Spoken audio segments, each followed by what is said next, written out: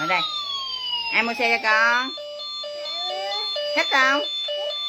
Đã không? Ừ. Ừ.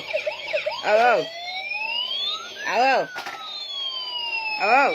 Cầm lên chơi.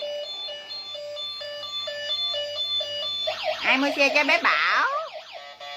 Bảo ơi, ai mua xe cho con? Xe gì? Cứu Hương. Thích không? Con thích không? Đã quá ta. Bảo, xe này xe gì nữa? Xe này xe gì?